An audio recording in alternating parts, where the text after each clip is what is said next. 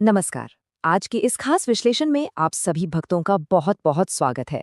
देखिए, आज हम जिस विषय पर बात करने वाले हैं ना, वो सच में बहुत अद्भुत है। अगर आप भगवान वेंकटेश के भक्त हैं और ये समझना चाहते हैं कि अटूट विश्वास असल में होता क्या है, तो ये प्रस्तुति बिल्कुल आपके लिए है। ये मध्य प्रदेश के देवास शहर की एक बिल्कुल आधुनिक कथा है, जो हमें ये दिखाती है कि कैसे सच्ची और निश्चल श्रद्धा साक्षात ईश्वर को धरती पर खींच लाती है। तो चलिए बिना देर किए इस अलौकिक यात्रा में एक साथ गहराई से उतरते हैं। अब सबसे पहले जरा इस शक्तिशाली ईश्वरीय वादे पर गौर करते हैं, जिसने एक साधारण से इंसान का पूरा जीवन ही पलट कर रख दिया। अब तेरा जीवन मेरे दिव्य प्रकाश से आलोकित होगा। जरा सोचिए इस बारे में। ये सिर्फ कोई साधारण सा वाक्य नहीं था, ये साक्षात नारायण का वो सीधा बुलावा था, जिसने उस व्यक्ति के जीवन की दिशा को घने अंधकार से निकालकर सीधे प्रकाश की ओर मोड़ दिया। तो चलिए हमारे पहले अध्याय की तरफ बढ़ते हैं। 14 वर्षों की प्रतीक्षा, भक्त के धैर्य की परीक्षा। इस कहानी की शुरुआत होती है साल 2003 से। देवास में रहने वाला एक बिल्कुल ही साधारण सा ब्राह्मण युवक, जो बस अपनी रोजमर्रा की जिंदगी और आजीविका कमाने में उलझा हुआ था। उस समय ना उसे कोई बहुत गहरा आध्यात्मिक ज्ञान था और ना ही वो पूजा पाठ में बहुत आगे था। लेकिन नियति ने तो उसके लिए कुछ बहुत ही बड़ा सोच रखा था। और ये देखिए, ये इंतजार कोई छोटा मोटा नहीं था। ये पूरे 13 से 14 वर्षों का एक बहुत लंबा कालखंड था।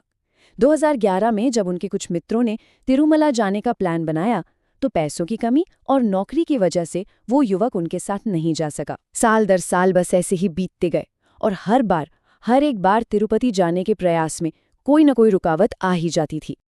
अब यहाँ समझने वाली सबसे जरूरी बात यह है कि ये जो इतनी लंबी देरी हुई ना, ये कोई सजा या दुर्भाग्य बिल्कुल नहीं था। हम अक्सर ऐसा सोच लेते हैं, है ना? लेकिन दरअसल भगवान तो अपने भक्त के अंतःकरण को शुद्ध कर रहे थे। वो उसे भीतर से मांझ रहे थे, उसे तैयार कर रहे थे। क्योंकि इतनी विशाल और सर्वोच्च ईश्वरीय ऊर्जा को संभालने के लिए हृदय का पूरी तरह से शुद्ध होना बहुत जरूरी है। आगे बढ़ते हैं हमारे दूसरे पड़ाव पर, जागृति, स्वप्न और एक कठोर प्रण। तो इस अहम मोड़ पर आकर उस युवक की जो सांसारिक निराशा थी ना, वो एक बहुत ही तीव्र आध्यात्मिक तड़प में बदल जाती है। भीतर एक अजीब सी बेचैनी बढ़ रही थी और तभी एक रात भगवान श्री हरि ने स्वयं उसे स्वप्न में दर्शन दिए और एक बिल्कुल नई राह पर चलने का आश्वासन दिया। और इस स्वप्न के बाद जो हुआ, उसे हम समर्पण की चरम सीमा कह सकते हैं। उस भक्त ने भगवान पर ऐसा असीम विश्वास दिखाया कि उसने एक बेहद कठोर प्रण ले लिया। उसने कहा कि जब तक बुलावा नहीं आएगा, वो अपने केश नहीं कटवाएगा और अब उसके बाल सीधे तिरुमला धाम की पवित्र पहाड़ियों पर ही गिरेंगे। क्या अद्भुत विश्वास है! अब देखते हैं कि कैसे ये अनन्य भक्ति 21 जुलाई 2024 की शाम को एक अचूक चमत्कार में बदल जाती है। घर में बड़ी शांति से रामायण का सुमधुर पाठ चल रहा था और अचानक, बिना किसी कारण के, घर की एक सूनी दीवार पर एक बहुत ही तीव्र चमक उठती है। और पता है, उस अलौकिक प्रकाश के बीच क्या था? साक्षात भगवान वेंकटेश स्वामी की छवि उभर कर सामने आ गई। जरा एक पल के लिए उस दृश्य की कल्पना करके देखिए। इसके बाद शुरू होता है हमारा तीसरा अध्याय, बिना सांसारिक कौशल के मूर्तिकला, ईश्वर स्वयं शिल्पी के रूप में। इस अकल्पनीय और दिव्य घटना के बाद उस ब्राह्मण युवक पर एक पावन जिद सी सवार हो गई। उसने ये अटल निश्चय कर लिया कि वो अपने घर में ही मंदिर स्थापित करेगा और सबसे बड़ी बात, भगवान का विग्रह यानी उनकी मूर्ति वो खुद अपने हाथों से गढ़ेगा। अब इस बात पर जरा ध्यान दीजिएगा, क्योंकि यहाँ मानवीय सीमाओं और ईश्वरीय शक्ति के बीच का एक बहुत ही अद्भुत अंतर दिखने को मिलता है। एक ऐसा इंसान जिसने अपनी पूरी जिंदगी में कभी मिट्टी तक नहीं गूंथी, कभी मूर्तिकला का कोई काम नहीं किया, वो लगातार 6 महीने तक एक परिपूर्ण मूर्ति गढ़ता रहा।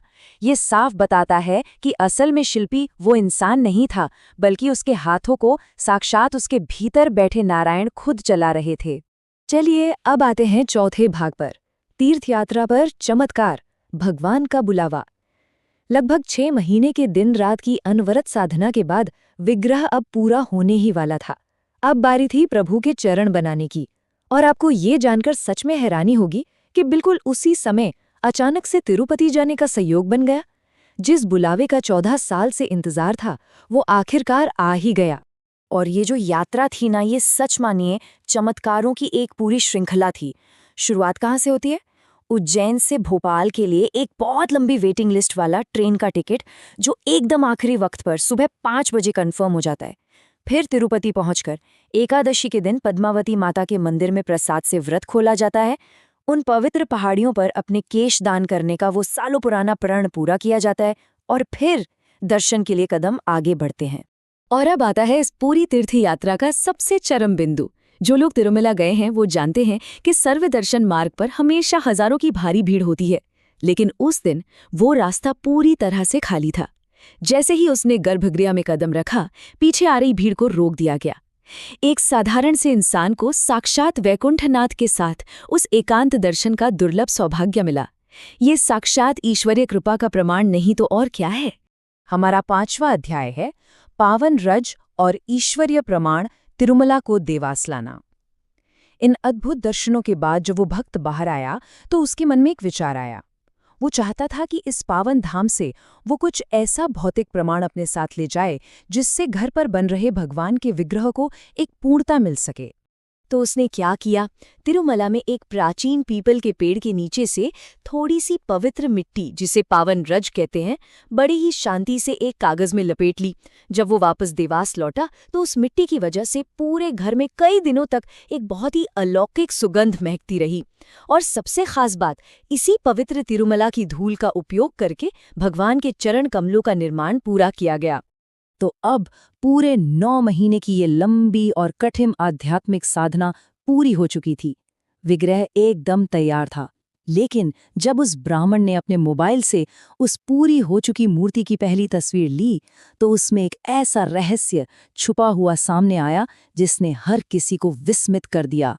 और वो रहस्य था ईश्वरीय हस्ताक्षर, यानी डिवाइन सिग्नेचर। दरअसल उस तस्वीर में भगवान श्री हरि के चरणों के ठीक पास साक्षात माता लक्ष्मी की छवि एकदम प्राकृतिक और अकृत्रिम रूप से उभरी हुई दिखाई दी। ये कोई मानवीय कलाकारी हो ही नहीं सकती थी। ये तो साक्षात ईश्वर का अपना हस्ताक्षर था, उनकी उपस्थिति का एक अचूक और जीता जागता प्रमाण। अब हम पहुंच चुके हैं 6ठे अध्याय पर, व्यक्तिगत ईश्वरीय संबंध, सांसारिक प्रसिद्धि से ऊपर सच्ची आस्था। प्राण प्रतिष्ठा का बहुत ही भव्य आयोजन हुआ, सब कुछ बहुत अच्छे से संपन्न हुआ। लेकिन इस अलौकिक घटना के बाद कलयुग की एक बहुत ही अजीब और कड़वी सच्चाई सामने आई, जिसे समझना हमारे लिए बहुत जरूरी है। विडंबना देखिए आप, जहां एक तरफ दूर दूर से लोग, दूसरे शहरों से भक्त इस चमत्कार को देखने और दर्शन करने के लिए खिंचे चले आ रहे थे, वहीं जो आस पड़ोस के लोग थे वो इस सब से बिल्कुल अनजान और उदासीन बने रहे। वो कभी दर्शन करने ही नहीं आए। इस बात से उस ब्राह्मण को बड़ा दुख हुआ और उसने सीधे भगवान से ही पूछ लिया कि प्रभु, ऐसा क्यों, इतना कलयुग क्यों है? तब प्रभु ने स्वप्न में आकर जो उत्तर दिया ना, वो हम सबके लिए एक बहुत बड़ा पाठ है। उन्होंने कहा कि मैं यहाँ दुनिया को दिखाने या सांसारिक प्रसिद्धि के लिए नहीं आया हूँ, मैं तो केवल तेरी निश्चल सेवा ग्रहण करने आया हूँ। जो मेरा सच्चा भक्त होगा उसे मैं स्वयं खींच लाऊंगा। मतलब ईश्वरीय उपस्थिति हमेशा आपकी व्यक्तिगत और सच्ची भक्ति का उत्तर देती है, दुनिया के दिखावे का नहीं। और अब इस पूरी कथा का सबसे शक्तिशाली मोड़। ये जो पूरी घटना है, ये कोई सुनी सुनाई या कानों कान फैलने वाली काल्पनिक कथा बिल्कुल नहीं है।